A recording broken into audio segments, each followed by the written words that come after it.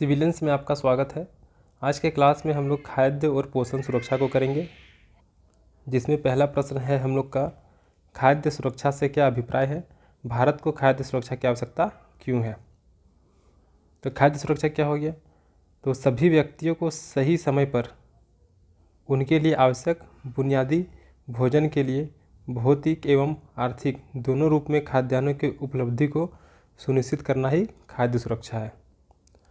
तो सभी व्यक्ति उनको सही समय पर उनके लिए जो बुनियादी भोजन होंगे, अब भोजन में जो भी आएगा वो भौतिक तरीके से भी और आर्थिक तरीके से भी दोनों तरीके से उपलब्ध सुनिश्चित कराना ही क्या है? खाद्य सुरक्षा है।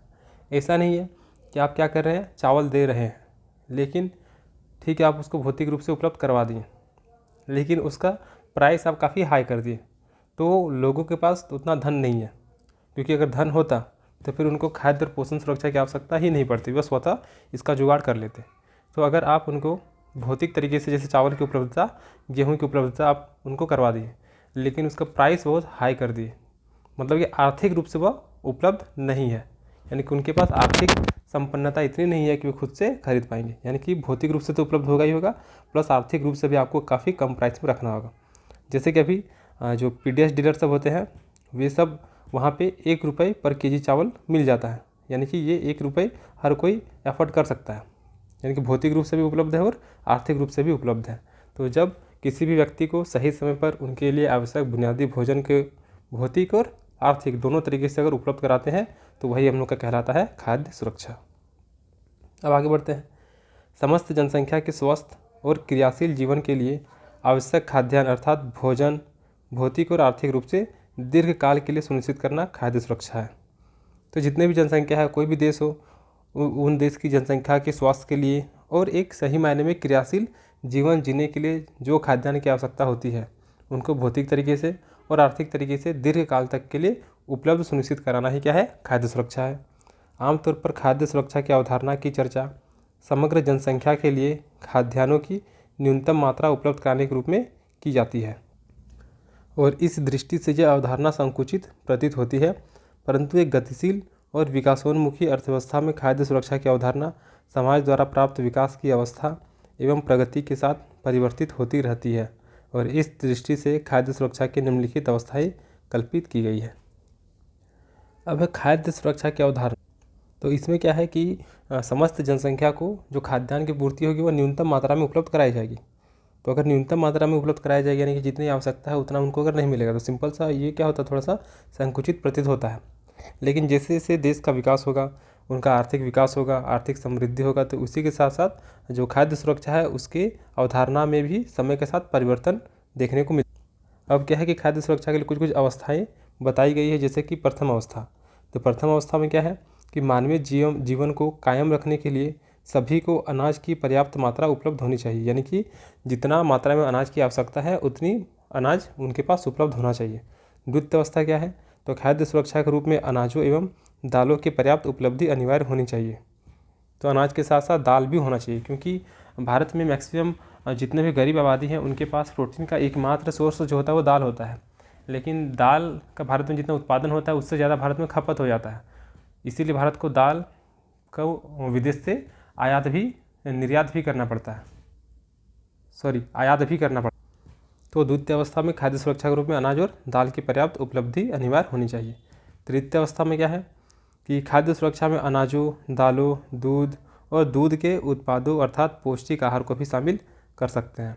चतुर्थ अवस्था में खाद्य सुरक्षा में अनाज, दालों, दूध एवं दूध से निर्मित उत्पादों, सब्जियों, फल, अंडे, मछली एवं मांस को शामिल कर सकते हैं। तो ये सारे कुछ कुछ अवस्थाएं बताए गए हैं जहाँ पे बताया गया है कि खाद्य सुरक्षा में किन चीज़ों को शामिल किया जाएगा।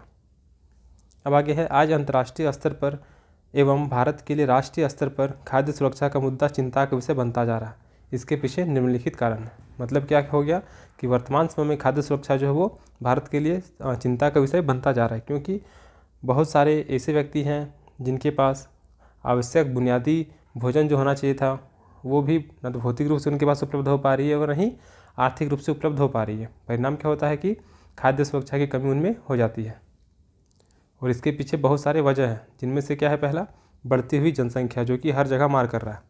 तो बढ़ती हुई जनसंख्या क्या है, तो संयुक्त राष्ट्र के अनुमान के अनुसार विश्व की जनसंख्या 2010 में लगभग 6.9 बिलियन थी एवं विश्व की जनसंख्या में हो रही तीव्र वृद्धि को देखते हुए यह संख्या वर्ष 2050 तक 9.6 बिलियन जबकि 2100 तक 10.9 बिलियन पहुंचने का अनुमान है। यानी कि 2010 में जो कि 6.9 बिलियन था वो 2100 ईस्वी में 10.9 बिलियन तक पहुंचने का अनुमान लगाया गया है। और इसी प्रकार बढ़ती हुई जनसंख्या की खाद्य आवश्यकताओं के लिए खाद्य पदार्थों के उत्पादन में भी वृद्धि करनी होगी। यानी कि सिंपल सा है कि अगर जनसंख्या बढ़ेगा तो खाद्य पदार्थों की उत्पादन में भी वृद्धि करना होगा, अन्यथा लोगों में भूखमरी की समस्या उत्पन्न होने लगेगी। और इतनी विशाल जनसंख्या के लिए खाद्यान्न उपलब्ध कराना अपने आप में एक बहुत बड़ी चुनौती होगी। फिर दूसरा है कुपोषण की समस्या। तो संयुक्त राष्ट्र के विश्व खाद्य कार्यक्रम के अनुसार विश्व में 821 मिलियन व्यक्ति अर्थात प्रत्येक 9 व्यक्तियों में से एक व्यक्ति को रात को खाली पेट सोना पड़ता है और प्रत्येक 3 व्यक्तियों में से एक व्यक्ति अल्प पोषण का शिकार होते हैं, यानी कि उनको खाना ही नहीं मिलता है या फिर जितना उनको ज़रूरत होता है उससे कम खाना मिलता है।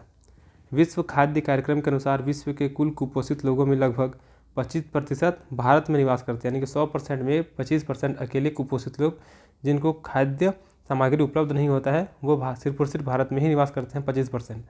और भारत में 6 माह से 59 माह तक के बच्चों में से लगभग 38% बच्चे चिरकालिक कुपोषण से त्रस्त हैं। तो चिरकालिक कुपोषण या फिर इसी को हम लोग दीर्घकालिक कुपोषण बोलते हैं या फिर पौनापन। मतलब क्या होता है कि लगातार इन बच्चों में कुपोषण के कारण उम्र के हिसाब से इनका जितना ऊंचाई होना चाहिए था वो नहीं हो पाता है। और भारत में ऐसा भी देखा गया कि अभी दिन ब दिन बच्चों की हाइट्स यानी कि ऊंचाई में कमी देखने को मिल रही है। तो लगभग 38% बच्चे ऐसे हैं जिनको चिरकालिक कुपोषण का सामना करना पड़ रहा और यह एक अत्यंत गंभीर चिंता का विषय है।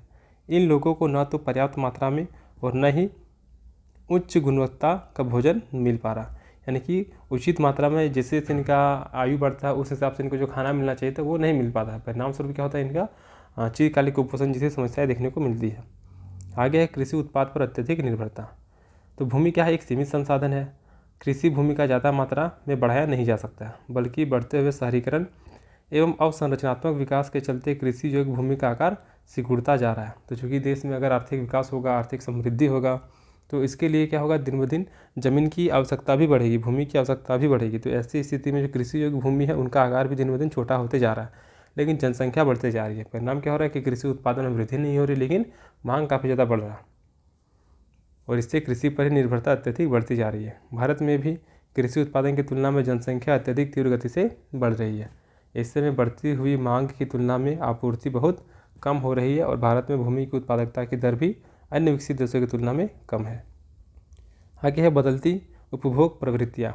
तो जैसे जैसे लोगों का आय का स्तर बढ़ रहा है उसी के अनुरूप उनकी उपभोग प्रवृत्तियाँ भी बदल रही है एवं इसके साथ साथ उपभोग की मात्रा बढ़ रही है, यानी कि इनकम बढ़ रहा है तो उनके जीने के तरीके में भी परिवर्तन आ रहा है। आज मध्यम वर्ग व उच्च वर्ग को खाद्य आवश्यकताएँ विविध होती जा रही है। लोग प्रोटीन, विटामिन, फल, सब्जी, दाल, अंडा, दूध व दूध के उत्पाद एवं मांस आदि की अत्यधिक मांग कर रहे हैं और एक अनुमान के मुताबिक 2050 तक विश्व की 70% जनसंख्या शहरों में निवास करेगी एवं इस प्रकार इतनी अधिक मात्रा में इन वस्तुओं की पूर्ति कर पाना चिंता का विषय बन रहा है। यानी कि जैसे जैसे देश में वृद्धि हो रहा है, आर्थिक समृद्धि हो रही है, आर्थिक विकास हो रही है, वैसे वैसे लोगों में आय का स्तर भी बढ़ते जा रहा है। अगर लोगों में आय का स्तर बढ़ रहा है तो उनके रहन सहन में भी परिवर्तन आ रहा है, उनकी मांग में भी परिवर्तन आ रहा है। एक रिपोर्ट के अनुसार 2050 तक विश्व की लगभग 70% आबादी जो है वो मुख्य रूप से शहर में रहेंगे। शहर में रहेंगे मतलब सिंपल सा है कि उनके पास आय का स्रोत काफ़ी अच्छा होगा और अगर आय ज़्यादा है तो उनके खान पान में भी परिवर्तन होगा, परंतु उनके जो खान पान है जैसे कि फल, सब्जी, दाल, अंडा, दूध, मांस, ये सब का उत्पादन उतना तीव्र गति से नहीं हो पा रहा। परिणाम क्या होगा कि मांग होगा लेकिन इनकी पूर्ति नहीं हो पाएगी। फिर आगे है जलवायु परिवर्तन। तो जलवायु परिवर्तन भी चिंता का एक महत्वपूर्ण विषय बनकर उभर रहा है। जलवायु में होने वाले परिवर्तनों के कारण कृषि उत्पादकता पर भी इसका प्रभाव पड़ रहा है। मांस उद्योग भी जलवायु परिवर्तन के कारण प्रभावित हो रहे हैं, जैसे मछलियों का उत्पादन समुद्र के पानी के तापमान से प्रभावित हो रहा है और नम भूमि का जलस्तर भी सूखकर कम हो रहा है। फिर जल का अभाव। तो आर्थिक सहयोग एवं विकास संगठन के एक अध्यक्ष के अनुसार वर्ष 2050 तक विश्व की आधी जनसंख्या को पीने योग्य स्वच्छ पानी की समस्या का सामना करना पड़ेगा और पानी की कमी के परिणाम स्वरूप कृषि उत्पादन भी अत्यधिक प्रभावित होंगे एवं खाद्य सुरक्षा का मुद्दा भी एक समस्या बनकर उभर सकता है। तो जाहिर सी बात है कि अगर पानी की कमी होता है तो कृषि क्षेत्र में भी बहुत सारी समस्याएं देखने को मिलेंगी और अगर कृषि क्षेत्र में समस्या आता है तो फ्यूचर में खाद्य सुरक्षा को लेकर भी समस्याएं उत्पन्न होगी। फिर भारत में कृषि जोत का छोटा आकार, तो ये तो भारत में समस्या है ही। भारत में अधिकतर किसान छोटे या फिर मध्यम श्रेणी के हैं एवं उनके पास जोत का आकार भी अत्यंत कम है। जोत मतलब वही कृषि योग्य जो भूमि है उसी को जोत बोलते हैं। इसका अलग अलग क्राइटेरिया है, सीमांत जोत, लघु जोत, मध्यम जोत, इस प्रकार से। तो ऐसे में यदि उत्पादन कम होता है और बाजार में अत्यधिक मांग के होने व पूर्ति कम होने पर मुद्रास्फीति की स्थिति होती है तो इन किसानों को खाद्य असुरक्षा का सामना करना पड़ सकता है। यानी कि कृषि किसान के पास जो खेत है वो काफ़ी छोटा मात्रा में और ऊपर से अगर किसी किसान के पास 2 बेटे हैं तो इस खेत को भी फिर से 2 हिस्सा में तोड़ दिया जाता है। यानी कि दिन ब दिन भारतीय किसानों की जो खेत है वो छोटे होते जा रहे हैं। परिणाम क्या होगा कि यहाँ पे कोई भी नई नई तकनीक का उपयोग नहीं किया जाएगा। सिंचाई के लिए जो भी आधुनिक तकनीक उनका प्रयोग नहीं होगा या फिर जैसे ट्रैक्टर से हम लोग हल जोतते हैं तो ट्रैक्टर घुसने का ही जगह नहीं होगा। परिणाम क्या होगा? उत्पादकता में कमी होगा। उत्पादकता में कमी होगी लेकिन मांग में तो कमी नहीं होगा क्योंकि जनसंख्या तो दिन ब दिन बढ़ रही है। तो जनसंख्या बढ़ेगी यानी कि मांग बढ़ेगी लेकिन उत्पादकता में कमी आएगी। यानी कि मांग बढ़ेगा लेकिन उसकी पूर्ति नहीं हो पाएगी। परिणाम क्या हो जाएगा कि मुद्रास्फीति की समस्या भी उत्पन्न हो जाएगी। इनके लिए वर्ष भर खाद्य सुरक्षा सुनिश्चित करना एक बड़ी चुनौती बन सकती है क्योंकि इनका उत्पादन कुछ ही महीनों के लिए पर्याप्त होगा एवं अन्य समय के लिए इन्हें बाजार से महंगे मूल्यों पर खाद्यान्न क्रय करना पड़ेगा। यानी कि जो किसान है वे खुद का जीवन जीने के लिए इतना वस्तुओं का उत्पादन नहीं कर पाएंगे कि वे खुद पर निर्भर रह सकेंगे। तो कुछ ही महीने तक के वस्तु का ये निर्माण या फिर उत्पादन कर सकते, बाकी के लिए फिर इनको भी बाजार में डिपेंड रहना पड़ेगा। बढ़ती हुई प्राकृतिक आपदाएं, तो बढ़ती हुई प्राकृतिक आपदाएं भी खाद्य सुरक्षा के लिए एक गंभीर समस्या बन रही है। लगातार बाढ़, सूखा, अकाल, सुनामी, भूस्खलन आदि आपदाएं खाद्य वस्तुओं के उत्पादन को कम करके चुनौतियां खड़ी कर रही है। तो ये सारी कुछ प्रॉब्लम्स है जो कि खाद्य सुरक्षा को लेकर चिंतन का विषय बनाता है। अब है हम लोग के पास अगला क्वेश्चन जो कि है वर्तमान राष्ट्रीय खाद्य सुरक्षा अधिनियम के विभिन्न प्रावधानों का वर्णन कीजिए। दर्शाए कि यह अधिनियम निम्न आय वर्ग की खाद्य सुरक्षा को कम करने में सहायक होगा। तो खाद्य सुरक्षा का डेफिनेशन तो हम लोग देख चुके हैं कि सभी व्यक्ति को सही समय में जो भी आवश्यक बुनियादी भोजन के लिए भौतिक रूप से और आर्थिक रूप से दोनों रूप से खाद्यान्न की उपलब्धि ही क्या है? खाद्य सुरक्षा है। अब है समस्त जनसंख्या के स्वास्थ्य और क्रियाशील जीवन के लिए आवश्यक खाद्यान्नों की अर्थात भोजन भौतिक और आर्थिक रूप से दीर्घकाल के लिए सुनिश्चित करना खाद्य सुरक्षा। वही पैराग्राफ फिर से यहाँ उठा के लिख दिया गया। अब यहाँ आगे देखते हैं कि राष्ट्रीय खाद्य सुरक्षा अधिनियम 2013 इसमें क्या है। तो भारत सरकार ने 10 सितंबर 2013 को राष्ट्रीय खाद्य सुरक्षा अधिनियम 2013 अधिसूचित कर दिया और राष्ट्रीय खाद्य सुरक्षा अधिनियम 2013 भारतीय संविधान के भाग 4 में राज्य के नीति निर्देशक तत्व के अंतर्गत अनुच्छेद 47 में उल्लेखित राज्य का कर्तव्य है कि वह लोगों के पोषण तथा जीवन स्तर को ऊंचा करने एवं लोक स्वास्थ्य में सुधार को सुनिश्चित करे को प्रभावित करते हुए भारत सरकार द्वारा निर्मित किया गया है। मतलब क्या हो गया कि संविधान के भाग 4 में आर्टिकल 47 में मेंशन है कि राज्य का कर्तव्य होगा कि वह लोगों को पोषण और जीवन स्तर को ऊंचा करने के लिए उनके स्वास्थ्य में सुधार को सुनिश्चित करेंगे। तो इसी दिशा में राष्ट्रीय खाद्य सुरक्षा अधिनियम 2013 लाया गया और इसके माध्यम से देश के लगभग 2/3 आबादी यानी कि लगभग 67% आबादी को भोजन का कानूनी अधिकार प्रदान करता है। राष्ट्रीय खाद्य सुरक्षा अधिनियम 2013 देश भर में 5 जुलाई 2013 से प्रभावी हो गया।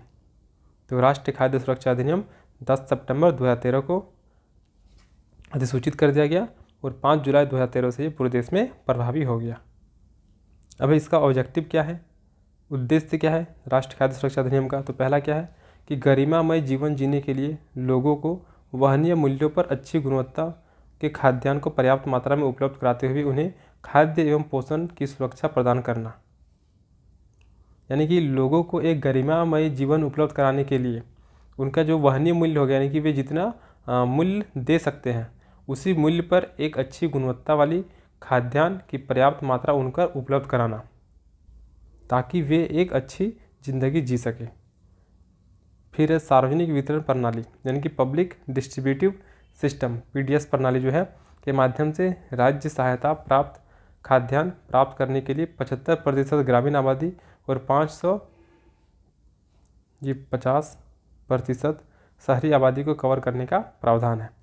यानी कि पीडीएस के माध्यम से राज्य क्या करेगी कि लगभग 75% ग्रामीण आबादी और 50% शहरी आबादी को खाद्यान्न उपलब्ध कराएगी। अधिनियम के अंतर्गत पात्र व्यक्ति यानी कि जो भी पात्र होंगे, जो भी एलिजिबल होंगे इस अधिनियम के अंतर्गत, उनको चावल, मोटे अनाज क्रमशः 3 रुपया और 1 रुपया प्रति किलोग्राम की सहायता दर पर प्रतिमाह देने का प्रावधान किया गया है। यानी कि जो भी पात्र व्यक्ति होंगे उनको चावल 3 रुपया प्रति केजी और मोटे अनाज जो होंगे उनको 1 रुपया प्रति केजी देने का प्रावधान किया गया है प्रतिमाह। आगे है अधिनियम में गर्भवती महिलाओं तथा बच्चों पर विशेष ध्यान दिया गया है। गर्भवती महिलाएं तथा स्तनपान कराने वाली माताएं गर्भावस्था के दौरान तथा बच्चे के जन्म के 6 माह बाद भोजन के अलावे कम से कम 6,000 रुपया मातृत्व लाभ प्राप्त करने के भी हकदार होंगे। खाद्यान्न की आपूर्ति न किए जाने की स्थिति में व्यक्ति खाद्य सुरक्षा भत्ता भी प्राप्त करेंगे। यानी कि सही टाइम पे अगर आपको खाद्यान्न उपलब्ध नहीं होती है तो ऐसी स्थिति में उनका जो भी मूल्य होगा वो आपको दिया जाएगा, यानी कि भत्ता प्राप्त करेंगे। यह अधिनियम देश के नागरिकों को खाद्य सुरक्षा की कानूनी गारंटी प्रदान करता है। यानी कि खाद्य सुरक्षा अधिनियम 2013 जो है वो देश के नागरिकों को खाद्य सुरक्षा का कानूनी गारंटी प्रदान करता है और इसका क्रियान्वयन सार्वजनिक वितरण प्रणाली के माध्यम से किया जा रहा है। फिर अधिनियम में राज्यों तथा संघ शासित क्षेत्रों में कार्यान्वयन की निगरानी एवं समीक्षा हेतु खाद्य आयोग तथा जिला स्तर पर शिकायत निवारण तंत्र गठित करने का प्रावधान किया गया है। पात्र परिवारों की पहचान करना, उनको राशन कार्ड जारी करना राज्य सरकारों के अधीन है। यानी कि जो भी पात्र होंगे उनकी पहचान करना, उनको राशन कार्ड देना, ये राज्य सरकार के अधीन आता है। और राशन कार्ड पर 18 वर्ष या फिर इससे अधिक उम्र की महिलाओं को मुखिया के तौर पर नामित करने एवं ऐसा नहीं होने पर परिवार के सबसे वरिष्ठ सदस्य को मुखिया के तौर पर नामित करने का प्रावधान किया गया। इसीलिए जो राशन कार्ड सब होता है वहाँ पे मुख्य रूप से जो घर की सबसे बड़ी महिला होती है, जो मुखिया होती है, उनका नाम होता है। लेकिन अगर वैसी महिलाएं नहीं हैं तो फिर घर के जो सबसे वरिष्ठ सदस्य होंगे उन्हीं को मुखिया के तौर पर, यानी कि राशन कार्ड में उन्हीं का फ्रंट में नाम दिया रहता है, उन्हीं के नाम पर राशन कार्ड होता है। फिर पीडीएस प्रणाली को सुदृढ़ करके लीकेज एवं भ्रष्टाचार को समाप्त करने हेतु अलग से प्रावधान किया गया है, जिसमें उन्नत तकनीक का इस्तेमाल भी शामिल है। वर्तमान में तो फिंगरप्रिंट आ गया है कि आप फिंगरप्रिंट दीजिएगा तो फिर पता चल जाएगा कि कौन सा पात्र जो है वो अपने अनाज को लिया है या फिर नहीं लिया। तो ऐसी स्थिति में करप्शन जैसी समस्या या भ्रष्टाचार जैसी समस्याएं काफ़ी अच्छे तरीके से कंट्रोल हो रही है। तो ये था हम लोग का राष्ट्रीय खाद्य सुरक्षा अधिनियम 2013 के क्या क्या उद्देश्य थे।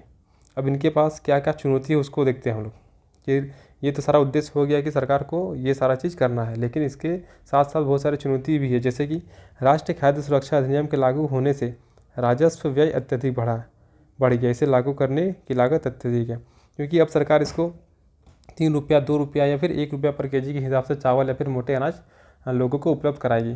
तो ऐसी स्थिति में बाकी जो भी इसका प्राइस होगा, जैसे कि अगर चावल 10 रुपये केजी है फिर भी सरकार इसको 1 रुपया केजी ही लोगों को दे रही है।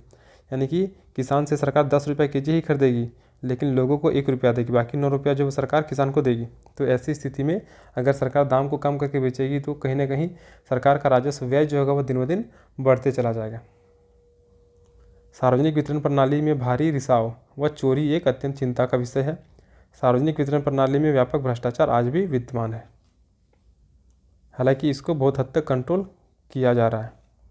अब लाभार्थियों की पहचान करना भी एक बहुत बड़ी गंभीर समस्या बनी हुई है, क्योंकि बहुत सारे ऐसे व्यक्ति हैं जिनके पास काफ़ी अच्छा घर है, गाड़ी भी है, लेकिन उसके बावजूद ये पीडीएस में जाके चावल लेते हैं। कायदे से उनको नहीं लेना चाहिए लेकिन वे लेते हैं, तो ये भी बहुत बड़ी समस्या है। यद्यपि अधिनियम में 67% जनसंख्या को लाभार्थी की श्रेणी में शामिल करने की बात कही गई है, लेकिन ये स्पष्ट नहीं किया गया कि इनका चयन कैसे किया जाएगा। लाभार्थी की पहचान हेतु कोई स्पष्ट मानक भी नहीं अपनाए गए, यानी कि मेजरमेंट का तरीका ही यहाँ पे क्लियर नहीं किया गया है कि ऐसा क्राइटेरिया होने पर आपको राशन कार्ड का लाभ नहीं दिया जाएगा। परिणाम क्या होता है कि जो कायदे से खुद से खरीद के खा सकते हैं वो भी राशन कार्ड का उपयोग करते हैं। राष्ट्रीय खाद्य सुरक्षा अधिनियम के क्रियान्वयन हेतु सरकार को खाद्यान्न का बड़ा स्टॉक अपने पास रखना पड़ रहा है, लेकिन खाद्य निगम के पास इतना भारी एवं क्षमता नहीं है। इतने अधिक खाद्यान्नों को अच्छी तरह से भंडार गृह में रखना भी एक समस्या बनी हुई है। तो पूरे भारत में इतना खाद्यान्न को सप्लाई करना है तो उसके लिए सरकार को भी अपने पास उनको रिजर्व रखना पड़ता है, परंतु सरकार के पास उतना बड़ा सोर्स नहीं है कि ये उनको स्टोर करके रख सकें। फिर प्राकृतिक आपदा जैसे कि अकाल, बाढ़, चक्रवात, सुनामी इत्यादि के आने पर खाद्यान्नों का आयात करना पड़ सकता है, जिसकी वजह से चालू खाता का घाटा बढ़ने की संभावना उत्पन्न हो सकती है। खाद्य सुरक्षा में भोजन एवं मुद्रा के बीच का अंतर स्पष्ट करना महत्वपूर्ण है। किसी प्रकार का मौद्रिक भत्ता देने से खाद्यान्न गांव के अधिकार को सुनिश्चित नहीं किया जा सकता है, विशेषकर प्राकृतिक आपदाओं जैसे कि अकाल, बाढ़ के समय जब बाजार एवं खाद्य पदार्थों की कीमतें सामान्यतः अधिक होती है। क्योंकि जब अकाल आता है, बाढ़ आता है, तो ऐसी स्थिति में बाज़ार में सामान पहुंच ही नहीं पाती, या फिर पहुंचती है तो बहुत कम मात्रा में, जिसकी वजह से उसका प्राइस जो होता है वो दिन ब दिन बढ़ते चला जाता है। परिणाम क्या होता है कि भोजन और मुद्रा के बीच का अंतर भी क्लियर नहीं हो पाता है। भारतीय चिकित्सा अनुसंधान परिषद के अनुसार प्रत्येक वयस्क व्यक्ति को प्रति माह लगभग 11 से 14 किलोग्राम खाद्य पदार्थ की आवश्यकता होती है, जबकि राष्ट्रीय खाद्य सुरक्षा के अंतर्गत केवल 5 किलोग्राम खाद्यान्न प्रति व्यक्ति उपलब्ध कराया जा रहा है। यानी कि कायदे से 11 से 14 किलोग्राम अनाज की आवश्यकता होती है प्रति माह एक व्यक्ति को, लेकिन हम लोग को कितना मिलता है? पर हेड 5 केजी मिलता है, जो कि कहीं ना कहीं हमारे स्वास्थ्य के लिए सही नहीं होगा।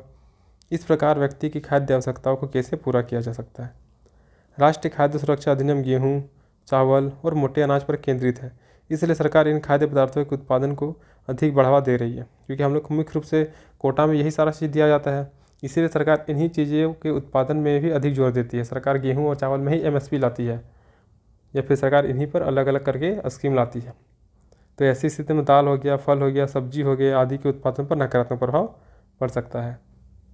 फिर राष्ट्रीय खाद्य सुरक्षा अधिनियम अनाज केंद्रित कार्यक्रम है। इसमें प्रोटीन, विटामिन एवं अन्य पोषक तत्वों को ध्यान में नहीं रखा गया और कृषक की समस्या के समाधान के लिए स्वच्छता, अच्छी स्वास्थ्य सेवाएं एवं प्रोटीन तथा विटामिन युक्त खाद्य पदार्थों की आवश्यकता अकेले न्यूनतम खाद्य सुरक्षा सुनिश्चित करके कुपोषण की समस्या का समाधान नहीं किया जा सकता। यानी कि मुख्य रूप से जो खाद्य सुरक्षा है इसमें हम लोग को चावल, गेहूँ या फिर मोटे अनाज ही दिए जाते हैं, लेकिन इसके साथ ही साथ हम लोग को प्रोटीन की आवश्यकता होती है, विटामिन की आवश्यकता होती है, अन्य पोषक तत्वों की आवश्यकता होती है, दाल, फल ये सब की आवश्यकता होती है। तो इन सब की पूर्ति नहीं हो पाती है, तो क्या होता है? बस हम लोग ज़िंदगी काट रहे होते हैं, ज़िंदगी जी नहीं रहे होते हम लोग। तो ऐसी स्थिति में कुपोषण जैसी समस्या भी आ जाती है। तो उनको समाधान करने के लिए खाद्य सुरक्षा अधिनियम के पास फिलहाल तो कोई भी उपाय नहीं है। राज्य सरकार के पास वित्त का अभाव भी चिंता का विषय बन गया है। तो सरकार अगर इतने सस्ते दरों पर देगी तो कहीं ना कहीं सरकार का बोझ बढ़ेगा, सरकार का वित्त का अभाव भी होना शुरू हो जाएगा। राष्ट्रीय खाद्य सुरक्षा अधिनियम के कार्यान्वयन हेतु समस्त अनाज केंद्र सरकार द्वारा राज्यों को उपलब्ध कराया जा रहा है, लेकिन राज्यों से यह अपेक्षा रखी गई है कि वे यह सुनिश्चित करेंगे कि अनाज लक्षित लोगों तक पहुंचाया जाए। यानी कि टारगेटेड लोग जो कायदे से एफर्ट नहीं कर सकते खुद से अनाज लेने के लिए, तो ये राज्य सरकार की जिम्मेदारी है कि वे वैसे लोगों को ही केंद्र सरकार के द्वारा जो अनाज दिया जा रहा है उसकी पूर्ति करें। हालांकि इसका मिसयूज बहुत ज़्यादा देखने को मिलता है। इसके लिए राज्यों द्वारा जिला एवं ब्लॉक स्तरों पर भंडारण एवं परिवहन सुविधाएं अपने खर्च से की जा रही है। इसके साथ ही खाद्यान्नों की आपूर्ति न होने पर राज्यों को खजाने में खाद्य सुरक्षा भत्ता भी देना पड़ता है। यानी कि अगर नहीं समय पर अगर आपका खाद्यान्न नहीं पहुंचा तो ऐसी स्थिति में राज्य को खाद्य सुरक्षा भत्ता भी देना पड़ेगा।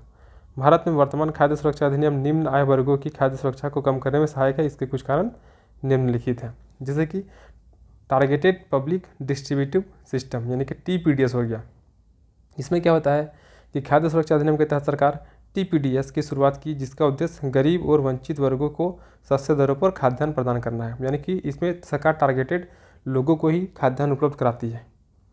प्राथमिकता वाले परिवारों की पहचान। इस अधिनियम के तहत सरकार ने प्राथमिकता वाले परिवारों की पहचान करने के लिए एक मानदंड तैयार किया है, जिसमें गरीबी रेखा से नीचे रहने वाले परिवार, अनुसूचित जाति जनजाति के परिवार और विधवा तथा विकलांग व्यक्ति शामिल हैं। यानी कि जिनको प्राथमिकता के आधार पर रखा गया, जैसे कि जो गरीबी रेखा से नीचे जीवन जी रहे हैं, अनुसूचित जाति है, अनुसूचित जनजाति है, या फिर कोई विकलांग व्यक्ति है, या फिर विधवा व्यक्ति है, विधवा महिला है, तो ऐसी स्थिति में उनको खाद्य सुरक्षा का लाभ दिया जा रहा है। फिर खाद्यान्न की आपूर्ति। तो अधिनियम के तहत सरकार ने खाद्यान्न की आपूर्ति के लिए एक व्यवस्था तैयार की है, जिसमें खाद्यान्न की खरीद, भंडारण और वितरण शामिल है। मूल्य नियंत्रण। तो सरकार ने खाद्यान्न की कीमतों को नियंत्रित करने के लिए एक व्यवस्था तैयार की है, जिससे गरीबों और वंचित वर्गों को सस्ती दरों पर खाद्यान्न प्रदान किया जा सके।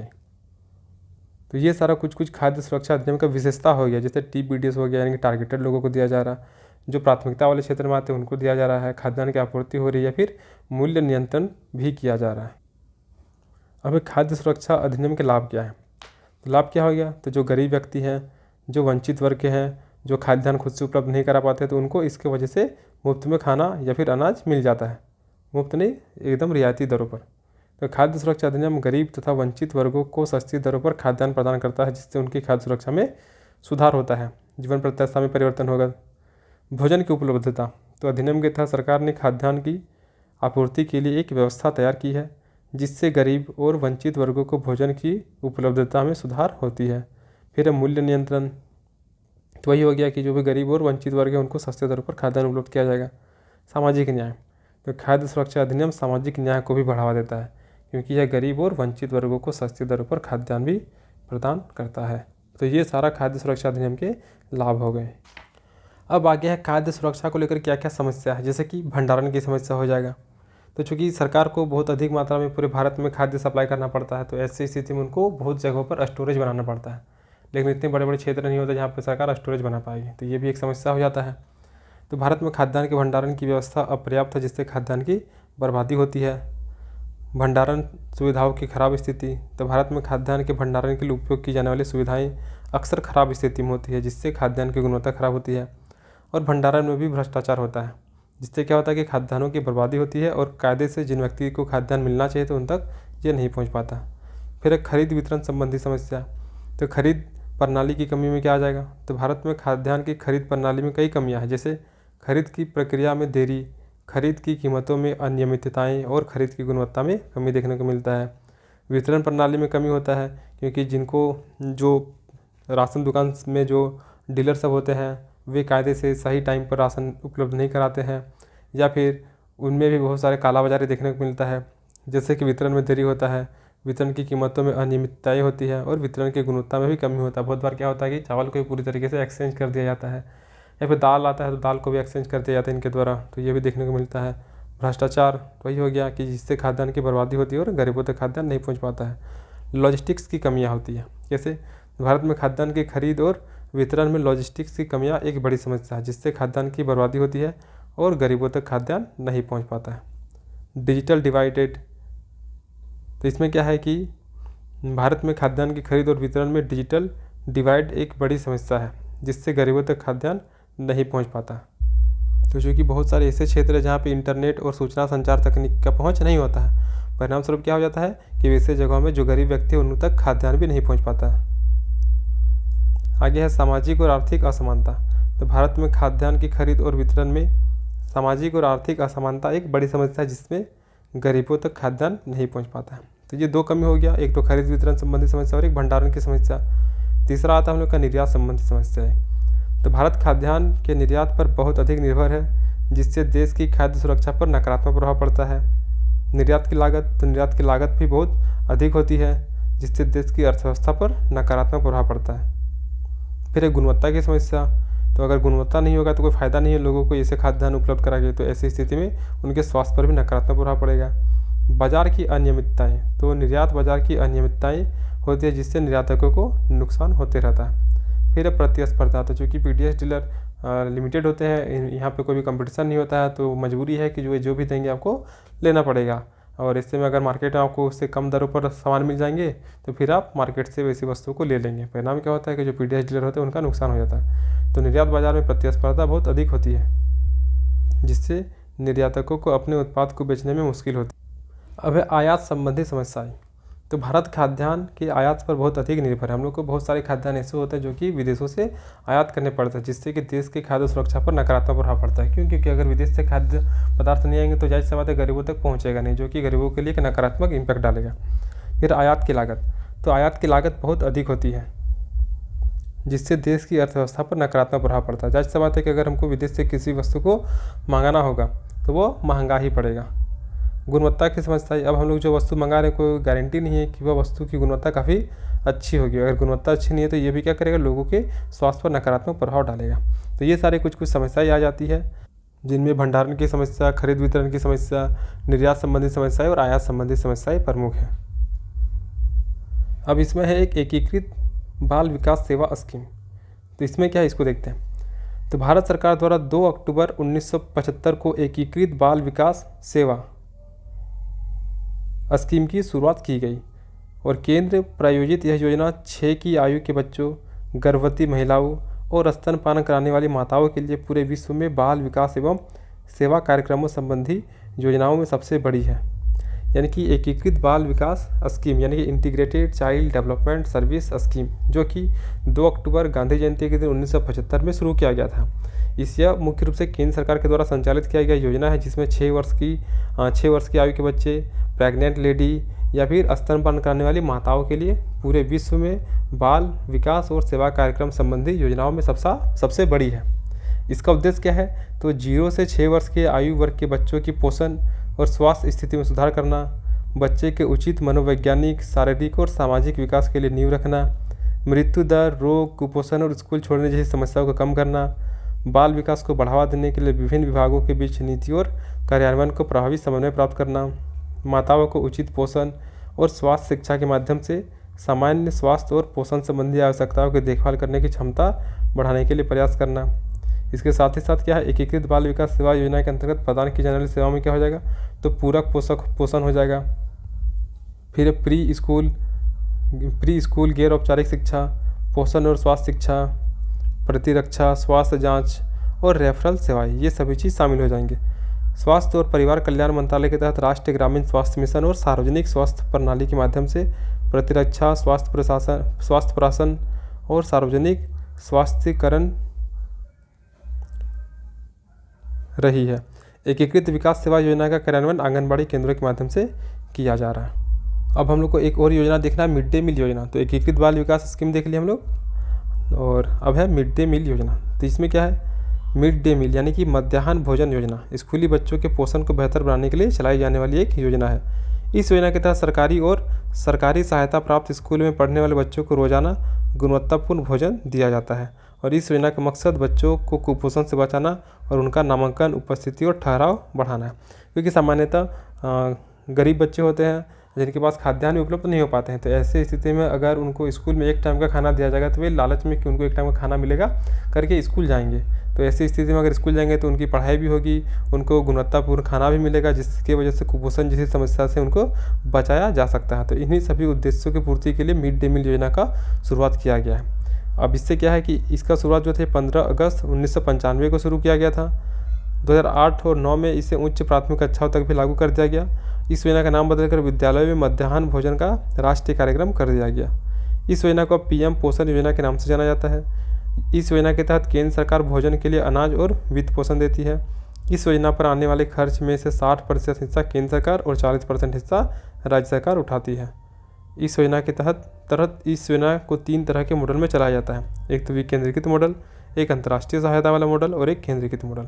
तो कुल मिला के मिड डे मील योजना जो है इसका शुरुआत 15 अगस्त 1995 को किया गया, जिसका मुख्य उद्देश्य था जो गरीब बच्चे हैं जिनको खाद्यान्न की उपलब्धता नहीं हो पाती है उनको स्कूल में एक टाइम का पोषण युक्त या फिर गुणवत्तापूर्ण भोजन दिया जाएगा, जिससे कि उनको कुपोषण से बचाया जा सके। परिणाम क्या होता है कि उनके नामांकन, उपस्थिति में भी ठहराव देखने को मिलता है। तो हम लोग को खाद्य सुरक्षा में मुख्य रूप से इतना ही पढ़ना था।